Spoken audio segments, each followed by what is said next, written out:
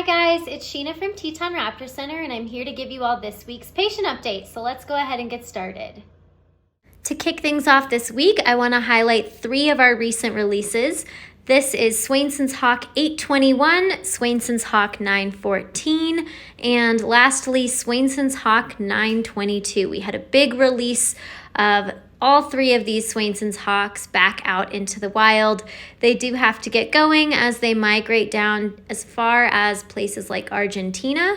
So we released them all 3 together, 2 juveniles and 1 adult, and we expect them to begin their long migration south for the winter.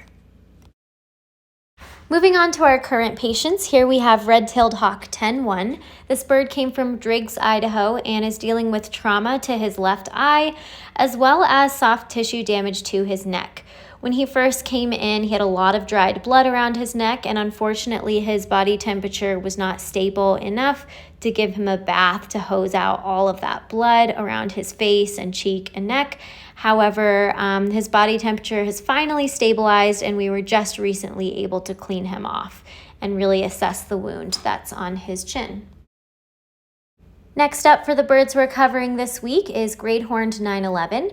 This bird came in with a clavicle fracture on the left side, so that's basically his collarbone. He's doing really well. He moved out of the ICU and into a PCU. He's eating well on his own. And then in about another 10 days or so, we'll begin his flight conditioning journey. Next up is Northern Sawet Owl 9.5. This is the bird with a left coracoid fracture. He is still in the ICU, but he is expected to move out of the ICU and into the PCU where he has more space in just 5 days. We just don't want to move him too soon because his fracture was quite unstable when he first came, and he is just so small that putting him in a bigger enclosure will mean that he is bound to fly around, so we don't want him flying until that fracture is fully healed. Next up is Red-Tailed Hawk 831. This bird came in with a left ulna fracture in his wing. He's doing really well, and he's actually going to be moving into the flight barn, so stay tuned next week and you'll hopefully be able to see him flying out there. Next up this week is Swainsons Hawk 822. This is the bird that had a trichomoniasis lesion on the roof of his mouth.